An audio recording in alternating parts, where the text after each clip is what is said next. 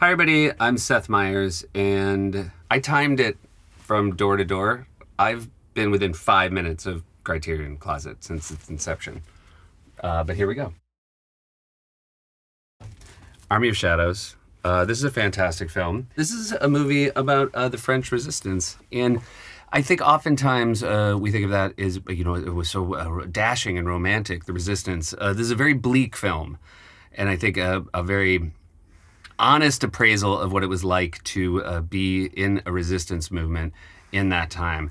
But it is a beautiful film, and they're great character names. Le Buisson, Le Masque. Okay, here's another movie that dabbles with the idea of fascism and what it does to us. But here's what I want to say about Grand Budapest Hotel. I think Ralph Fiennes should have been nominated for an Oscar. And I think sometimes when actors are funny, they don't get the same respect they deserve. And he was so very funny.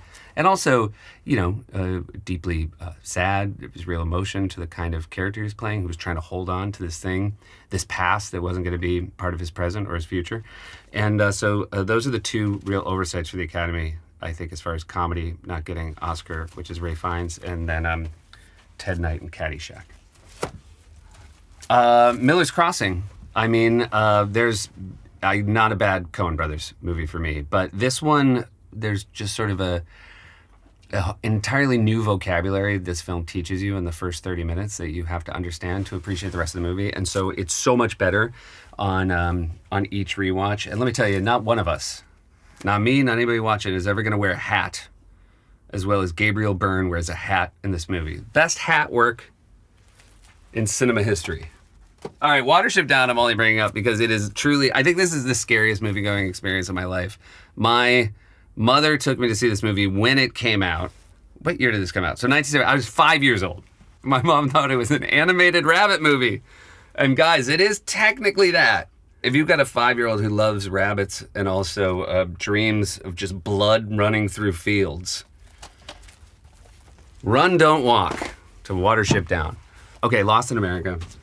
There's a scene where Albert Brooks loses his life-saving in a casino, and Gary Marshall runs the casino.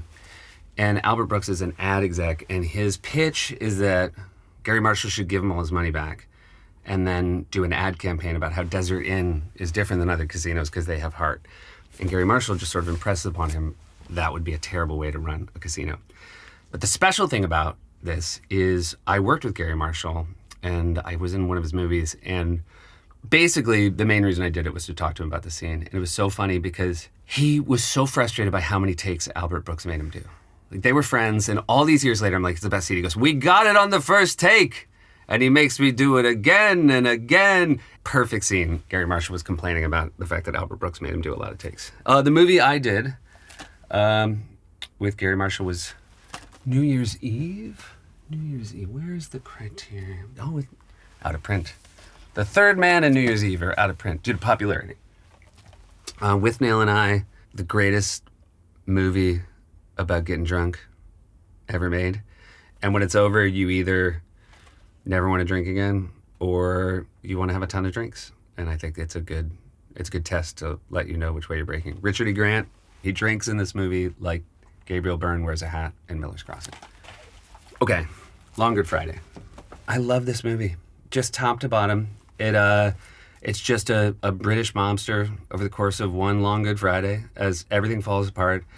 Helen Mirren is his wife, and, so fucking hot. Just Helen Mirren, and I say this as a friend of Helen Mirren's, just outstanding. And final scene in this film, greatest face acting you've ever seen. Just Bob Hoskins, not talking, telling you literally everything his character's thinking.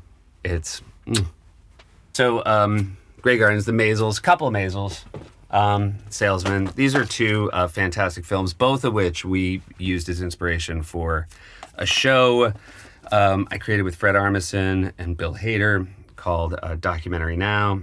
Alex Buono, Rhys Thomas. I'm shouting them out because this is the sort of thing they're going to watch. John Mulaney. But we were lucky enough, Alex and Rhys actually talked to one of the Maysles, talked to them about using the right lenses. And the thing is, when we write one of these episodes, I wrote both of these, I had to watch them so many times to see if there was stuff I could find as inspiration.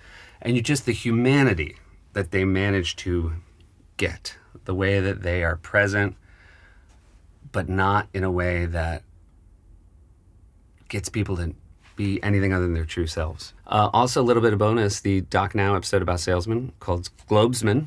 Globesman is available on this. And also, Jules and Jim has all my scenes from New Year's Eve.